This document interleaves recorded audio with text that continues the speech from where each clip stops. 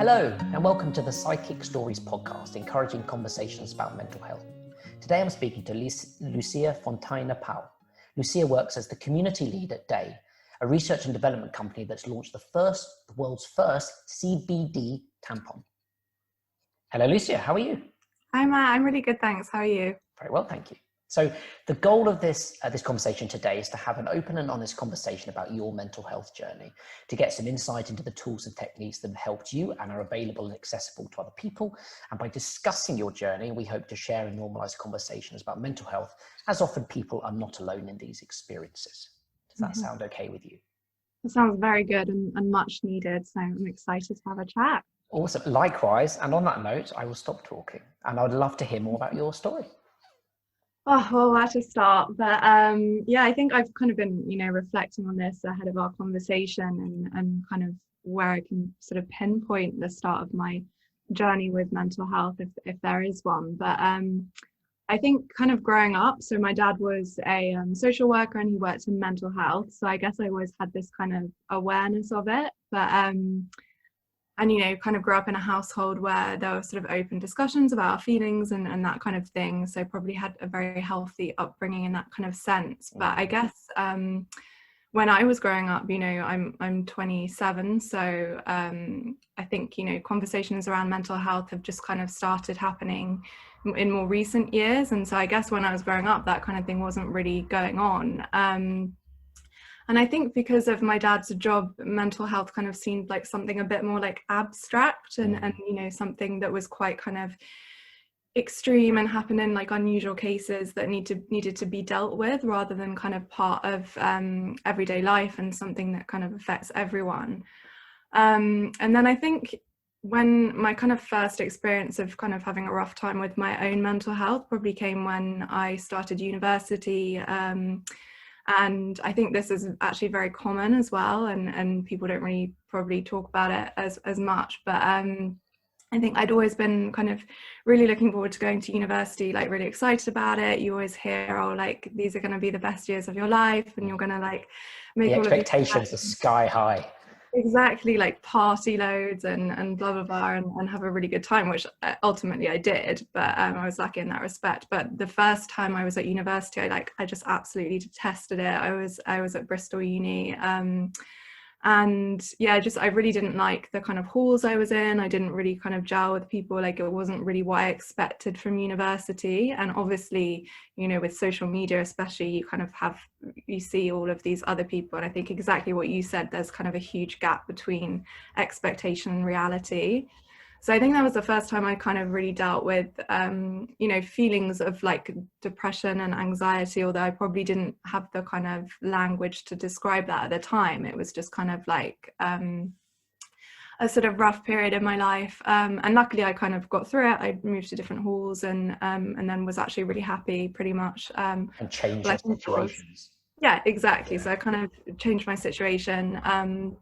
But I think I guess throughout my time at university, perhaps that kind of coincided with, more conversations happening around mental health as well. And I think I've kind of started to become aware of like friends I had that were kind of suffering from issues like depression, anxiety, and kind of trying to support them through that and like learn about it at the same time.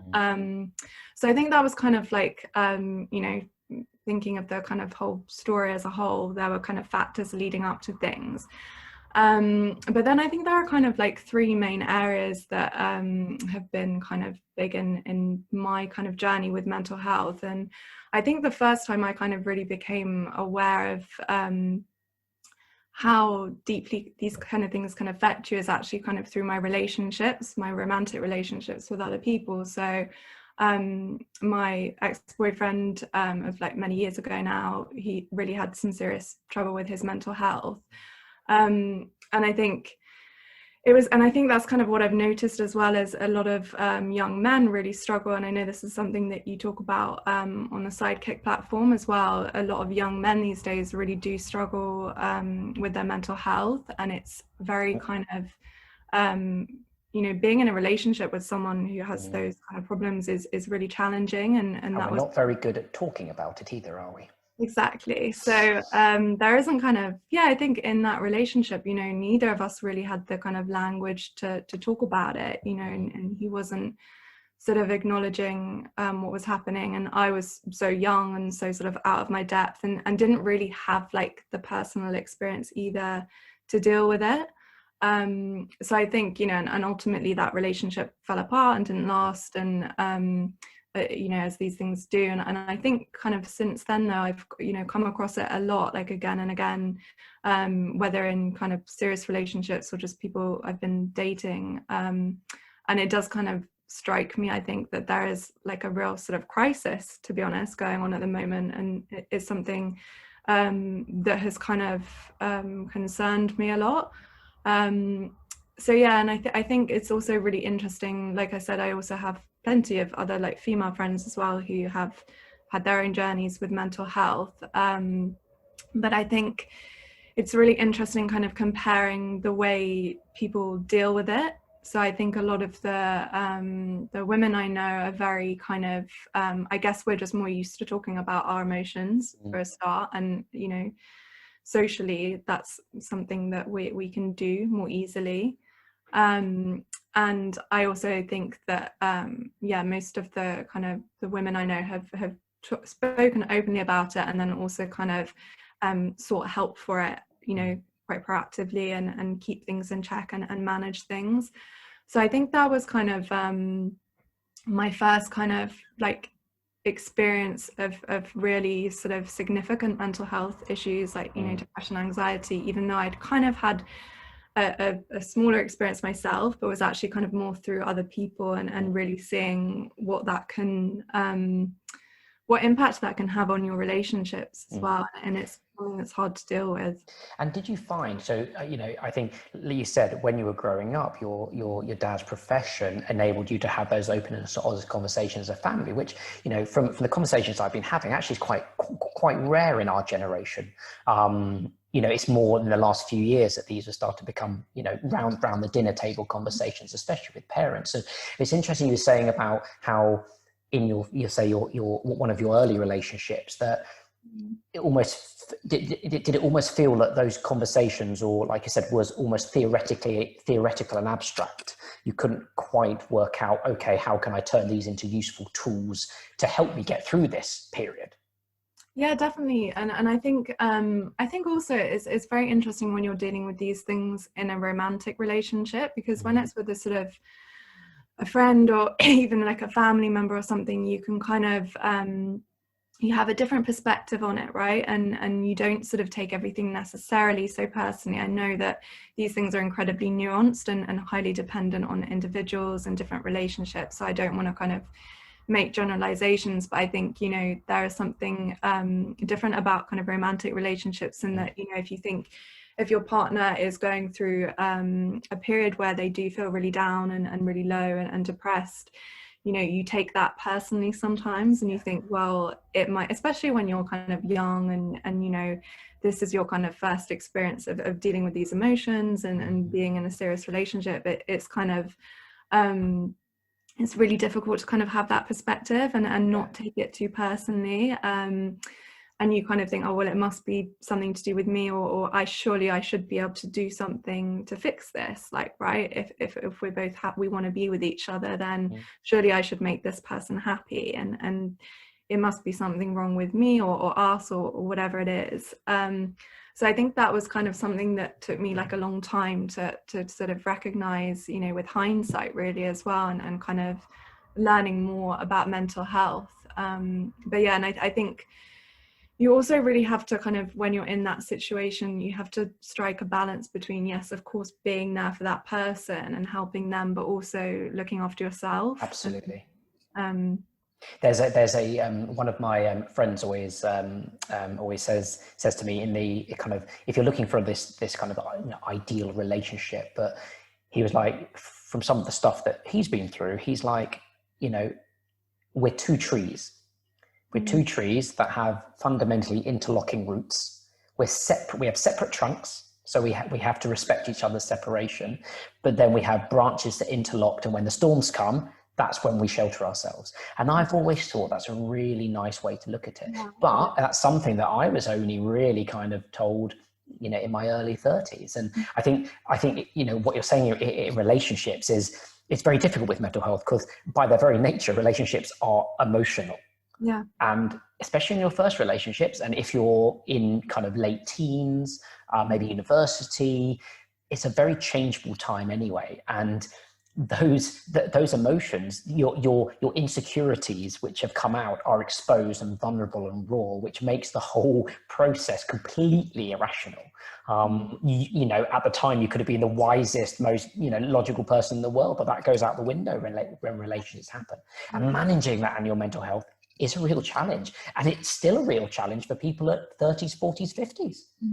Yeah, definitely. And yeah, and I think it takes kind of experience and stuff as well to be able to know how to manage that. But yeah, I definitely, like I was saying earlier, I do think that that young men kind of face a different set of challenges with it as well, and it's really, really important that we, or like we're doing now, that we have kind of honest conversations, and people do feel able to talk about these things, and also kind of, and actually also like use the correct sort of language about it as well. You know, often when I'm kind of in these situations with guys, they won't necessarily say like, oh, it's my mental health, or it's depression, or it's anxiety. It will just be kind of in much vaguer, kind of looser terms. So I guess, you know, that's so important, isn't it? Is actually recognizing when something's wrong, and you know, treating it in the same way that you would your kind of, well, your mental health is part of your physical health. Absolutely. You can define the two different things, but you need to look after them in the same kind of way.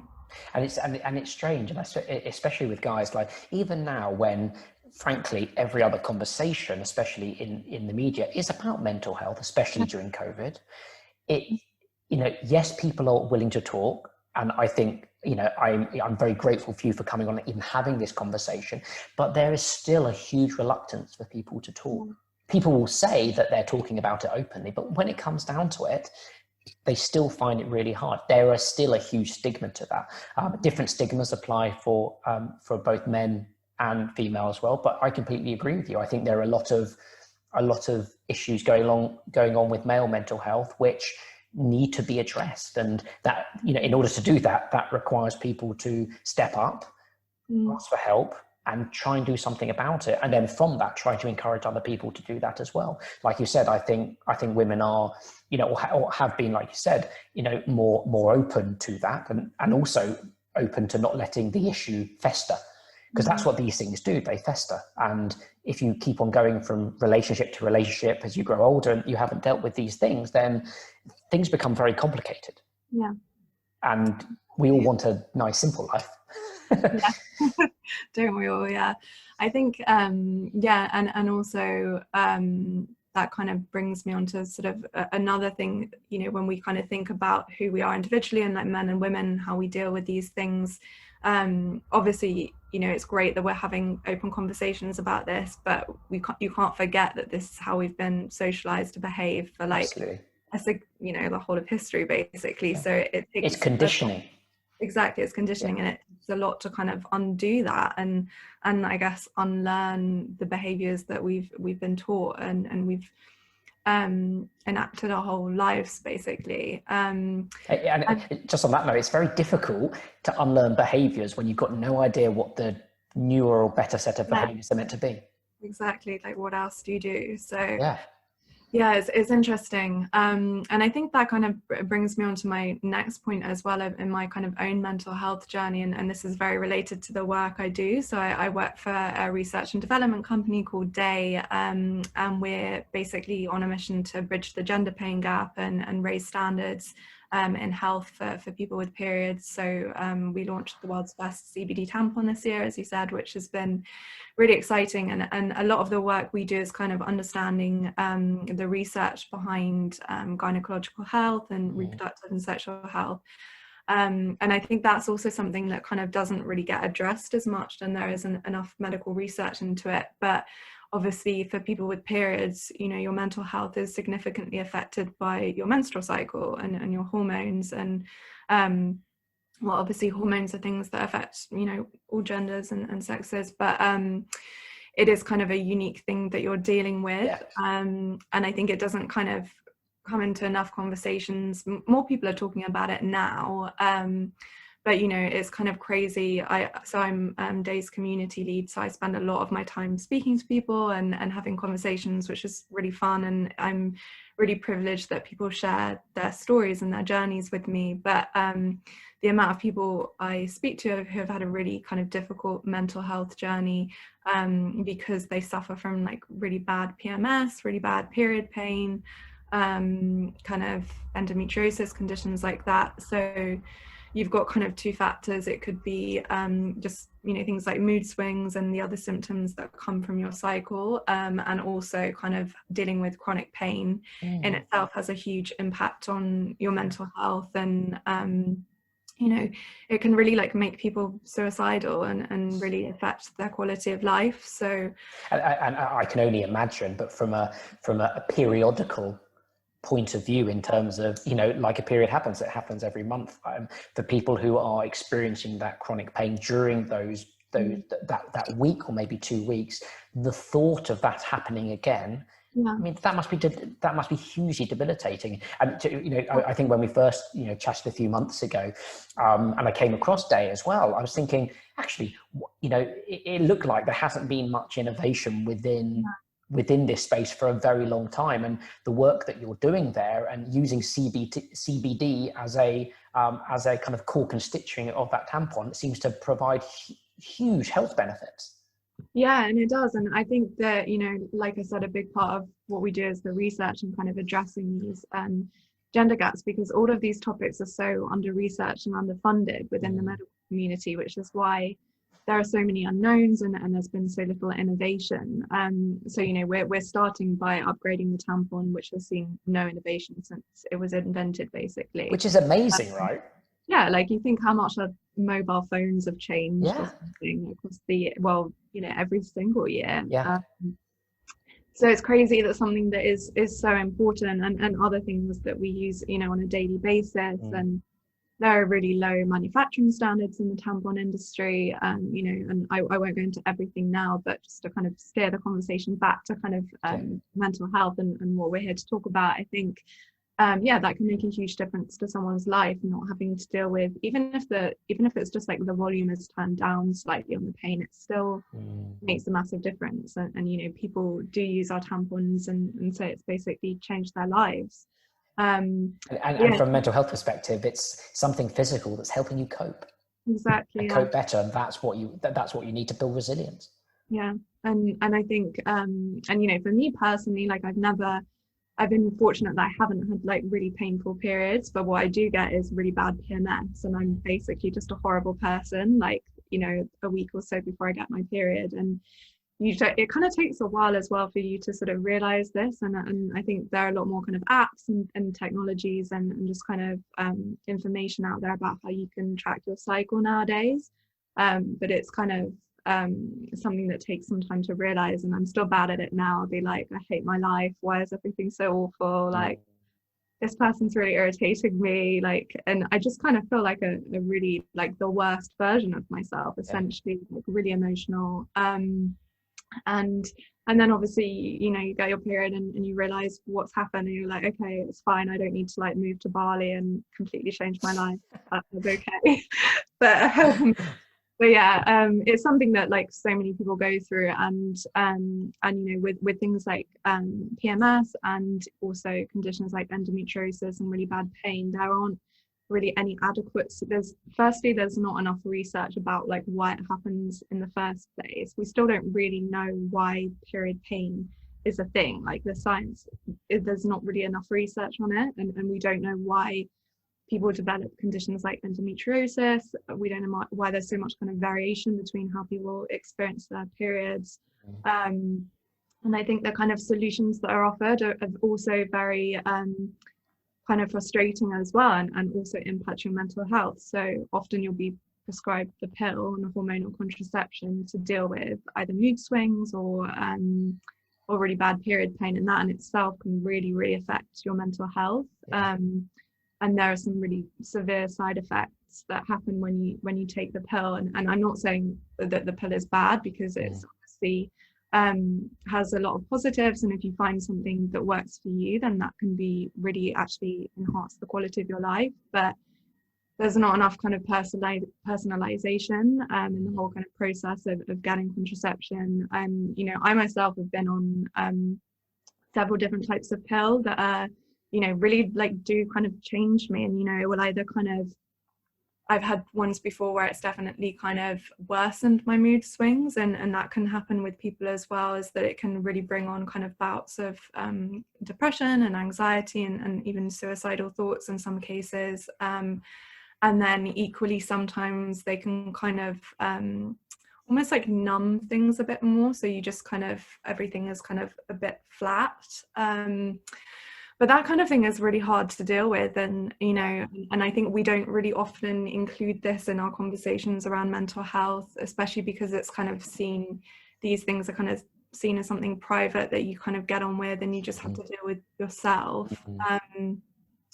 So I think, yeah, it's been, and I've still, you know, haven't really arrived at the best solution for me yet. And we still need to kind of invest money in this, and you know, whether it's the scientific and medical community, businesses, it's really kind of strange. Like PMS affects like such a high percentage of people, but even PMS research is outnumbered by erectile dysfunction research, like 5 to 1. And it's not to say erectile dysfunction is not a serious issue, but it's just the kind of, there's a really weird skew and imbalance in terms of how many people it affects and the amount of money that goes into it. And like you said, that's completely illogical given I assume the numbers of people suffering from erectile dysfunction compared to people suffering periods. Well, my guess is that 50% of the population are suffering from periods, you know, and therefore there needs to be a huge amount of research focused towards that. I think it's really interesting what you're saying about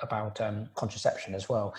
From, you know, conversation with my friends, my wife, you know, the contraceptive pill people will start taking at a very young age. Sometimes to control heavy periods, otherwise obviously to control sexual activity.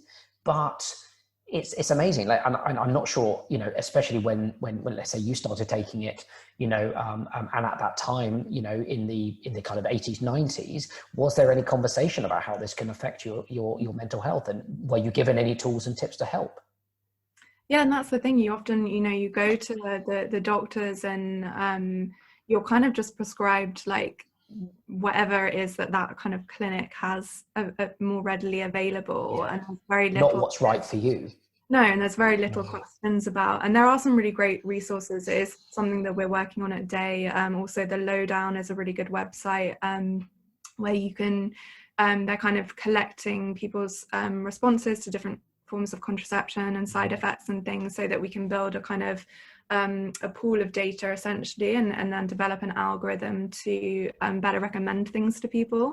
But yeah, there's not really kind of like any questions about there's a few basic questions about your kind of medical history and things like that, but not really so much about, you know, your lifestyle and you as a person, and you know, that can affect things. Kind of joining the dots of these two things I've been talking about, the relationship I was talking about, where mental health was a big part of that, was also at a time where I was on a pill where I felt like it just made me completely crazy. So, you know, you kind of join up the dots with these things, and it does definitely kind of really impact your life. And I think, which is why so many people now are just kind of coming off contraception. There's like a really big wave of people doing this, because people are kind of, and like I said, I don't like conversations to get too sort of anti-pill or like anti-hormonal contraception, because the main problem is just the lack of personalization and research around it. But yeah, it's really interesting to like speaking to a lot of people who have had these experiences, and it's been a real struggle for them, and for me as well. Like, I totally relate to that.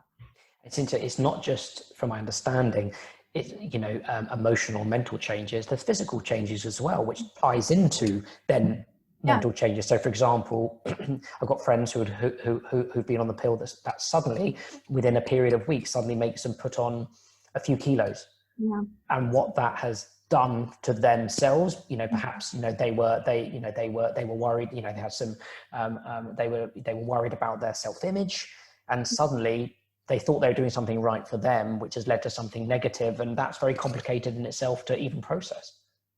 Definitely. And it's kind of, I think, thinking of the kind of things that impact my mental health as well. Like often with these things, there are so many different factors that could be involved, whether it's kind of, when I think back of my experiences in my life and when I've had bad patches, it can be kind of situational. It can be to do with, things like the medication and other health issues that you're having. And often, we do separate and we talk about mental health and physical health, but actually they're so kind of, what I've realized is they're so kind of interlinked. Absolutely. They are two sides. They're two sides of the same coin. And frankly, they are completely interconnected, which we don't really consider, or maybe we're starting to, but you look at the parity of esteem in mental health, the fact that there's an enormous campaign, public nationwide, to encourage mental health funding to match physical, any form of physical therapy funding. I mean, I've no idea why we've taken so long to get there. I'm glad we are here and we're starting to address that, but it's scary how we've perhaps gone through our lives making decisions, big life decisions, without really knowing any of the background factors which might have contributed to those. Definitely. And as you said, like at least things are kind of changing now. And what I really hope is that, I mean, let's face it, this pandemic is going to bring on, or is bringing on already, like a big, impact on our mental health. And hugely. So it's going to become, to avoid using the kind of buzz phrase now more than ever, it is going to be a big consideration for us. And I do really hope that we continue having these conversations, and it's not just that we're having conversations, but it's actions from the government and authorities and businesses are kind of actually investing in that as well. And like you said earlier, support and finding out what new behaviors we can adopt. This whole lockdown period, whilst from a health perspective is very, very important. But what new behaviors do we adopt? How do we learn to live with not engaging in social interactions, which nourishes us as human beings? We're social beings. How do we get that? Can technology solve that? Are there alternatives? How's this going to look in the long term? If you think about it too much, frankly, you do get pretty low. Yeah, it's true. Then I kind of think it's such a it's just kind of rearranged everything, the world, but also like internally, and very quickly.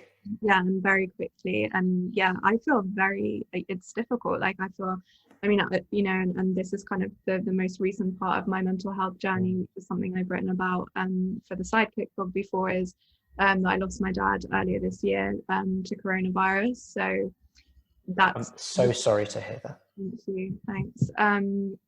But that's obviously been, my biggest kind of struggle with my mental health, and it's been at the same time as the pandemic, and the two have been so interlinked. So I think, grief is another thing that is something that will be so ongoing as well for anyone who experiences it as well. And even if you've had like a pretty, when I look back on my life before this year, even though I've kind of talked about some things already, I would say that compared to a lot of people I know, I've had an easier ride with my mental health. And for me this year now, suddenly things are really sort of changing, and it's been a lot for me to deal with and process and work out how I'm gonna continue to deal with it, and I think especially for anyone kind of going through, and unfortunately I know a lot of people who have been through this during this time, it's very strange kind of on the one hand coping with that level of grief, especially if you've never experienced it before, but then at the same time as this massive like world changing event that already is going to affect everyone's mental health is happening. But I hope some kind of I think what is strange as well, and one thing that I've realized, and I think I've reflected on is that, like, I probably haven't been very attuned to dealing with other people's grief in the past, because unless you've experienced it, it is quite hard to kind of know how to support other people and the best things to say. But, you know, I think what I've realized is that it's still one of a big taboo in our culture, even if and there are some great communities and platforms that I've kind of discovered that help us to have these conversations, but it's still very much one of those things that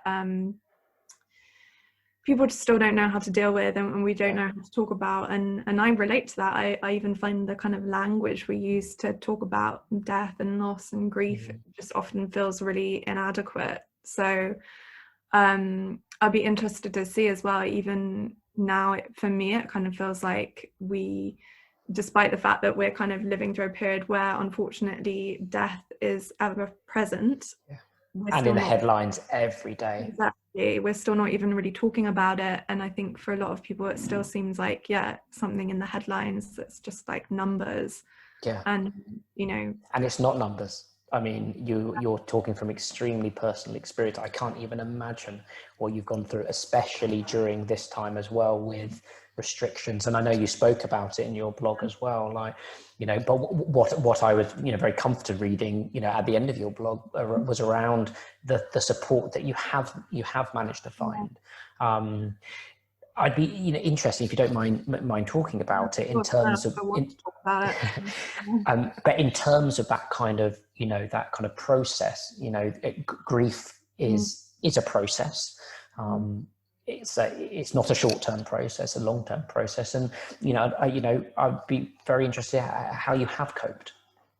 Yeah, I mean, I think it's interesting even now. I mean, I wrote that article for Sidekick like a few months ago or something, and it would be interesting if I looked at that now and kind of what would, I think your perspective keeps changing, and that's the thing with grief, is it's not linear. And I know that's something that you'll read in any kind of literature around grief. You know, it really does kind of hit you very unexpectedly, and that's the thing, it just feels very unpredictable. And I think that's the difference between this and kind of situations I've been in the past. And even, you know, I think another thing that is a bit of a taboo still are like breakups and heartbreak and that kind of romantic difficulty. People don't talk about that, and that is a form of grief in itself. And just a question, not mean to interrupt, do you think this is just Britain?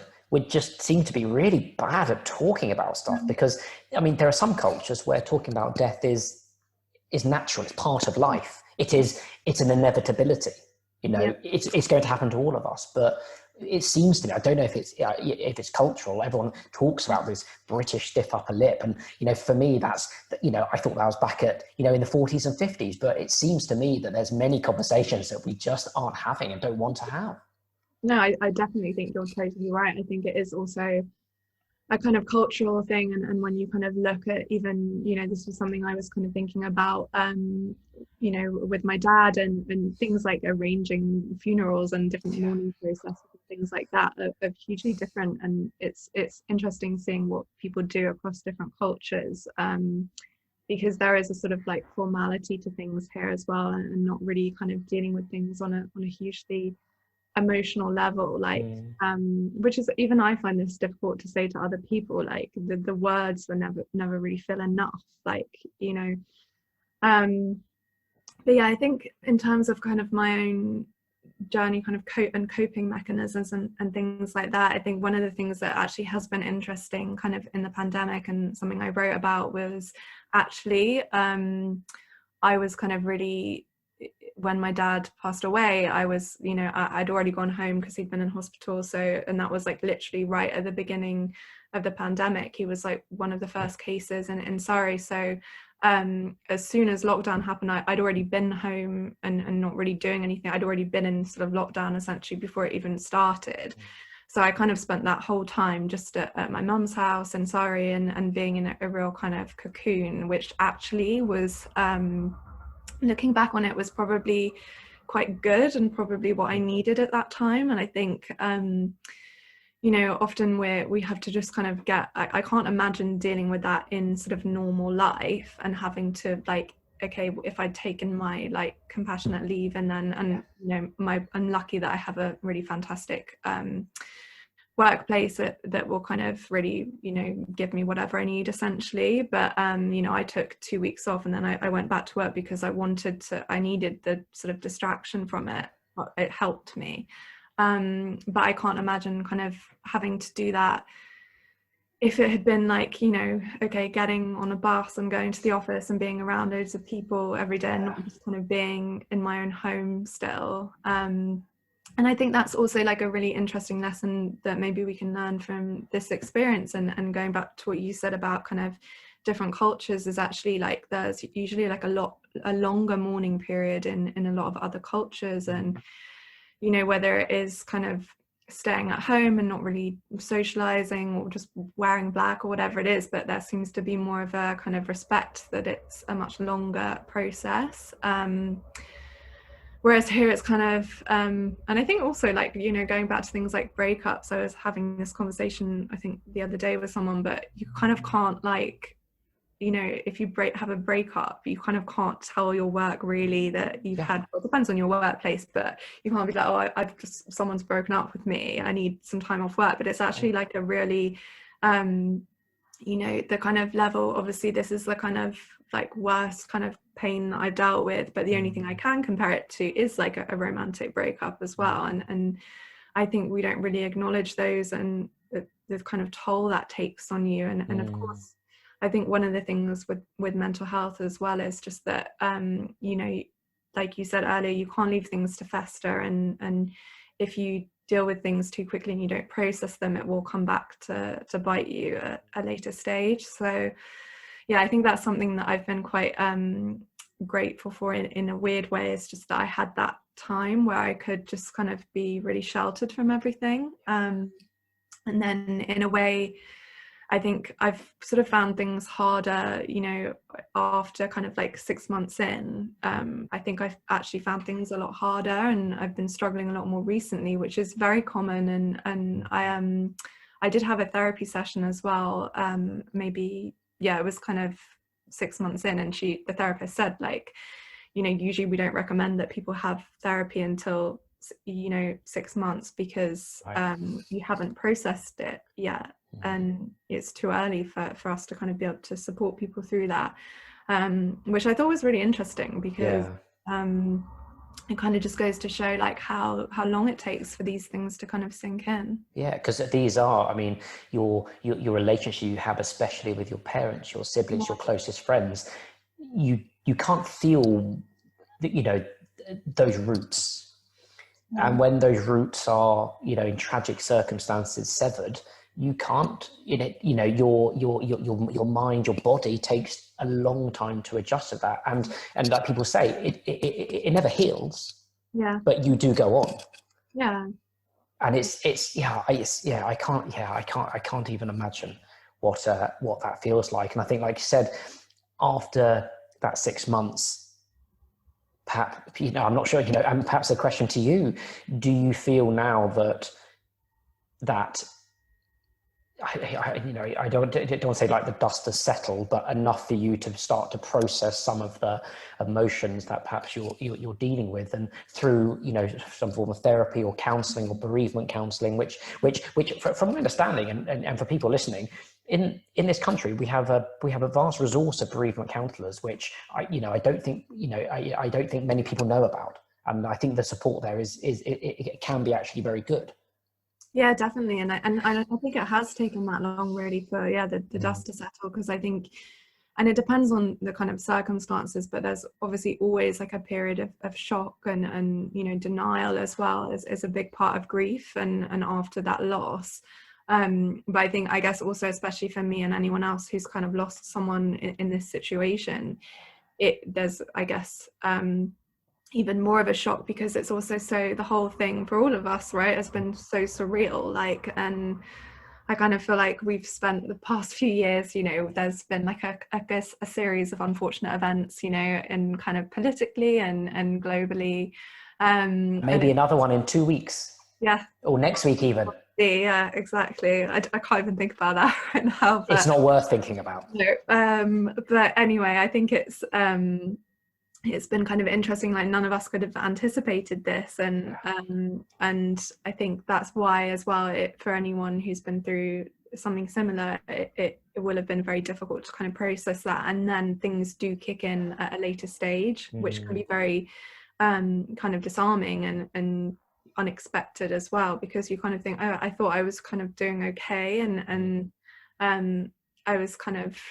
I felt a lot stronger kind of in the aftermath in a way than I do now. But I think you're right, there's a lot of resources as well available, and I'm kind of trying to figure out as well what is best for me, because and this is the other thing, I do think that a lot of like dealing with looking after your mental health and then your overall health is so kind of personal to you, and what works for you. Like I think especially I guess with social media and stuff as well, and this kind of whole sort of wellness industry that's developed, there's a lot of stuff out there that would kind of lead you to believe that a single book or like a exotic holiday yoga retreat or something is going to kind of like fix you and change you, and that if you do all of these things, like you see all these kind of like wellness gurus who like, you know, meditate 4 times a day or whatever, and have a vegan diet, and it's just, and you kind of, I think that in itself can be, on the one hand, like obviously there are some of those things that are really great tools for people to use, but you know, on the other hand, that can kind of be more unhealthy, because then you're kind of desperately trying things and searching for something that's going to fix the problem. And I think also in our culture, we kind of have this culture of like always optimizing, and kind of whether it's our diet or our exercise routine or something. And, you know, different things work for different people. Everyone's, that's, you know, can make their own choices about their bodies and their lives. But what I've found personally, and, you know, I've been through, before all the kind of struggles I'm dealing with now, I've been through phases where I've been quite like obsessive about, you know, following a certain kind of not like diet in the sense of, you know, calorie counting, but things like omitting sort of certain food groups, or like following a really strict exercise regime, and thinking, okay, like I mean, even that's another thing I've realized in the pandemic about my kind of health, is that I used to kind of like spend a lot of time like running around London, like getting the tube to like a spin class in a different area, and like getting up at like 5 a.m. and going and doing a really intense class where someone would like shout at me in like a dark nightclub. Yes, I know exactly the one you're talking about. We've all been there, but I think it's don't forget the peanut butter smoothies afterwards. What's really interesting is that, like, having had all of that taken away from us, and you know, I think I'm in much better shape and health, physical health, than I was before, because obviously there's a lot of just stuff you can do at home, and for free. For free. It's amazing. It's amazing, people. We don't need to pay for stuff to make ourselves feel better. Yeah, exactly. Like, you really pay extortionate amounts as well, which I was such a sucker for before, and who knows, I'm sure. Oh, likewise. Absolutely. For some stuff, I do miss some of that, but I think it's just interesting as well, and things like, you know, you don't even have to go for a run, you can just go for a walk. Like, walking is pretty good for you, just kind of not being just obsessive about things, and just kind of trying to enjoy life as well. That's also really important, I think. And I think it's just accepting there's another way. Yeah, exactly. And this way doesn't need to cost a lot, and it doesn't need to, you don't need to do X, Y, and Z. You can actually, you know, look at what's in front of you and make a choice, and make a choice what works best for you. Yeah. Well, and I think what's really interesting as well is when you kind of compare other generations and how they've lived their lives as well. Like, I think, you know, my grandma, my dad's mum, obviously has been through something really awful in losing a son, and she's amazingly strong and a real sort of positive force as well in my life. And you know, I've been reflecting on that a lot, and the way that her and my grandfather have led their lives is kind of much more I don't know, it's kind of like everything in moderation. They never had like extremes. They never would have done like dry January, but they kind of had, you know, and they'll have a sherry at 5 o'clock every day, and then a Yes. glass of wine, and Yeah. maybe something else afterwards. But it's just, they've done that their whole lives, and the point is, it's just, there's a lot of simple things that they do to kind of look after themselves, and it's stood them in really good stead, you know. And I think I've learned a lot from that, about just kind of you know, doing what works for me, and, you know, thinking, okay, I still haven't got there with meditation. Like, I still would quite like to be one of those people, but I'm just not, and maybe it's just not, And that's okay.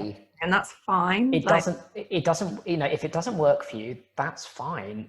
And this is often what frustrates, you know, me about the adverts you see for some of these, you know, meditation approaches or apps or gurus. You know, it's kind of like, come on here, you will feel better. Well, do you know what? Some people don't. Yeah. But that's okay. There will be things that you do that do make yourself feel positive, because we can all work out how to make ourselves feel positive.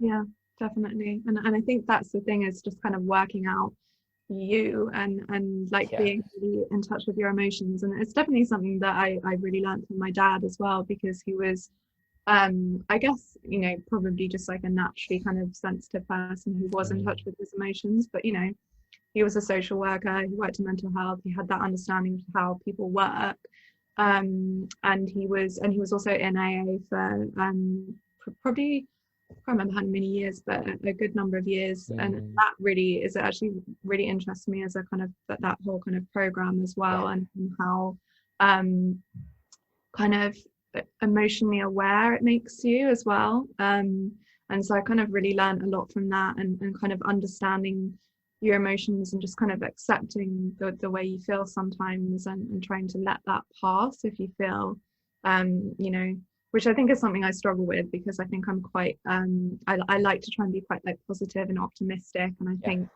I also kind of probably have a bit of a fear of like failure as well. And I like to kind of find solutions to things, and if something isn't going right, I'll try and fix it and do something. But obviously, I think what I've learned this year is that there are some situations where you just can't do that in life, and you just have to accept the way you feel and kind of let it wash over you, and know that it will pass. So I think that also applies to conversations you have with people.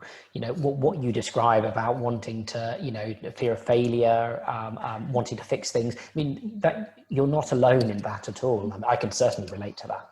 And it is something that my wife and I always talk about, is sometimes when you're having a conversation and you just want to vent, you want to get the emotions off your chest, you know, that person sometimes doesn't need a fix. Doesn't need a solution. They just want to vent.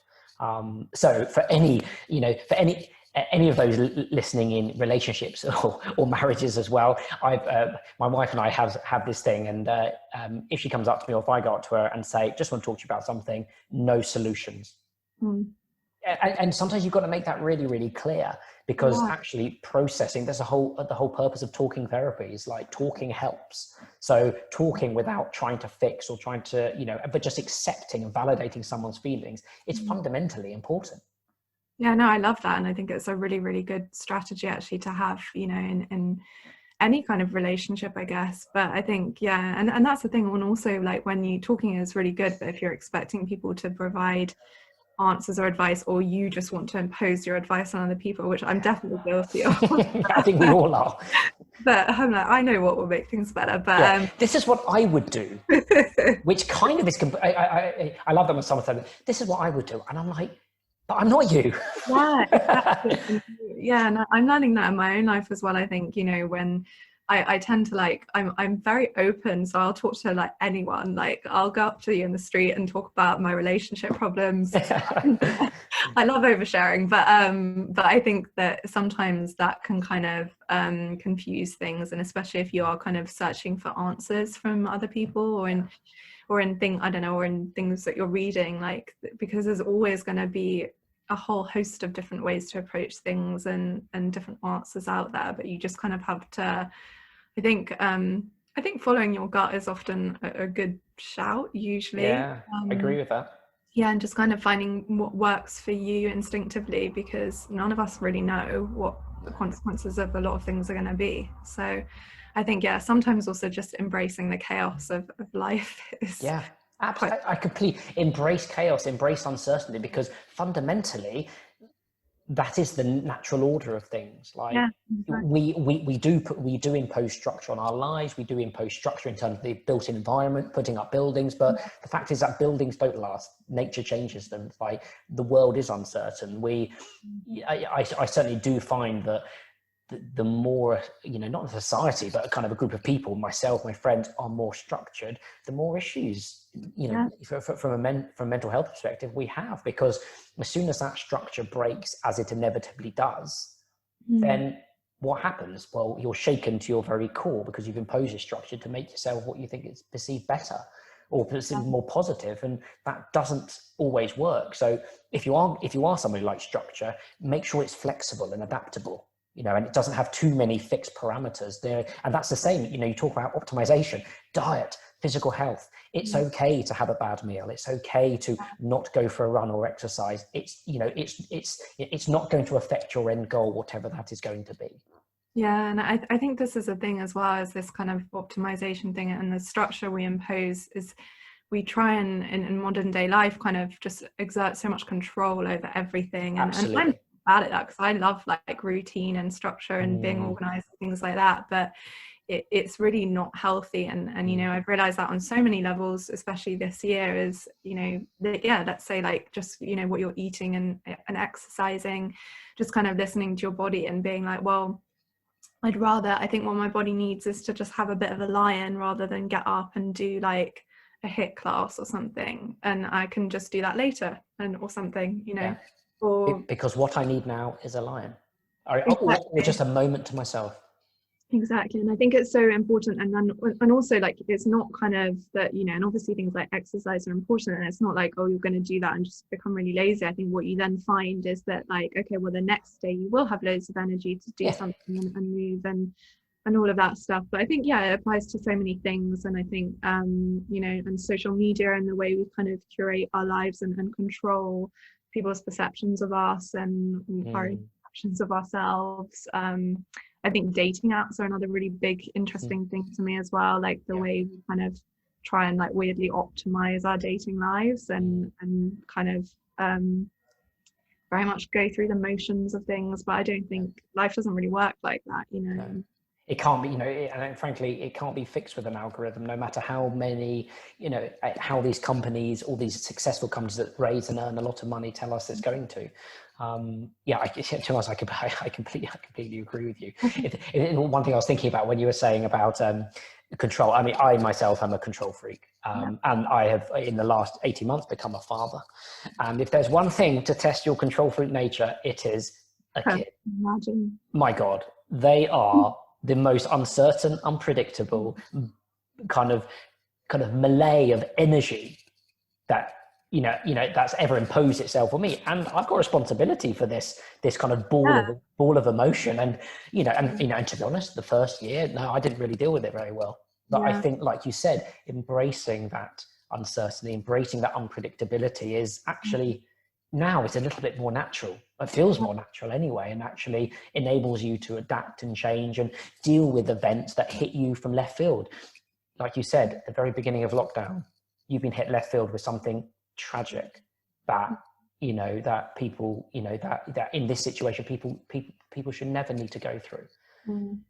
Your experiences before might have helped you in some respects to kind of build some form of kind of resilience to a degree, but not to that level. But 6 months down the line now, you're a different person. I would, I'd like to ask you, do you feel more resilient? Do you feel more adaptable? Do you feel this is something which is for you going forward will kind of make you, build that resilience and enable you to kind of fight those storms when again they come, because storms always come, right? Exactly. And this is the other thing about life. I think I've been guilty of being a bit self-pitying in the past as well, and being like, oh, like, and now obviously I look back on it and they weren't like terrible things that happened to me, but you kind of think, oh, well, like this year, like this happened to me and this happened to me, like I've had really bad luck, like poor me, like, and then you're kind of like, oh well, next year will be like much better, and I'll do X, Y and Z and it will all be fine and I deserve some good luck. But that's just not how life works, and you never know what's around the corner. And I don't know, I think, I mean, yeah, I think these things, I think because I'm in it at the moment, I can't, you know, I don't feel particularly resilient. I know I am, and I'm kind of managing to kind of get on with my life and hold it together in a way, but it's, yeah, at the moment I think I do just kind of feel emotionally just a bit of a mess, but I think, yeah, these things do make you kind of stronger, and you learn to live with them, and I think that, yeah, this has kind of been a massive kind of reset period for a lot of us, and really getting to know ourselves a bit more and our kind of emotions. But I think yeah, and for me there's no kind of way of knowing, like really for me, what I'm gonna be like 1 week to the next, like, you know, so far, like I don't know, things like I've been able to, you know, hold down and also sort of succeed in a lot of things in my job, and it's been a really good focus and purpose for me to have. I'm also very lucky to still be in employment at a time where so many people aren't. But equally, I don't know if next week I'm suddenly just going to be like, oh, I can't do this right now, or, you know, or just kind of need some time out. But yeah, like you said, that's okay. Yeah, it is okay. Yeah. And I think for some of us, especially when you're maybe like our kind of personalities where you kind of like to be in control of things, that can be quite hard to sort of to deal with. And you know, and you're kind of like, no, I'm fine, and you kind of are very good at like repressing things and kind of getting on with stuff, but you really do have to give yourself time and know that it's kind of okay to just not be functioning at your kind of optimal capacity, really. That is that word again, isn't it? Optimum. Optimization. It comes up again. We're obsessed with it. So we are. Yeah. Well, Lucia, thank you so much for a fascinating conversation. Thank you. What I've loved about this conversation is that, you know, we've covered women's health. Yeah. We've covered, from one end, women's health. We've covered relationships. We've talked about, you know, anxiety, depression. We've talked about, you know, a very tragic circumstance and grief as well. And it goes to show that throughout the, you know, our entire, you know, period of our lives, there are different times where our mental health affect us, sometimes in a slightly negative way, sometimes in a very negative way as well, but also other times in a very positive way. So one thing we tend not to talk about on this podcast is the very many positive things that are happening in people's lives at the same time. But, you know, I do really wish you well in your next steps and process as well, in terms of processing your grief as well. And thank you so much for the conversation. No, thank you. I mean, it's been an absolute pleasure, and I'm obviously a really big fan of the work that Sidekick is doing, and it's a really, it's not just a kind of a tool and a resource, but it's also a real kind of community, which is obviously something that's like really powerful and important to me as well. So no, thank you. It's been an honor to chat to you. Oh, brilliant. Well, thanks so much. And thank you to everyone listening. You can subscribe to us on most major podcast platforms, YouTube, Spotify, Apple Podcasts. Just search for Sidekick Community or Sidekick Stories and we'll pop up. And please do give us a rating if you do like the show. Lucia, thank you so much again. Thank you.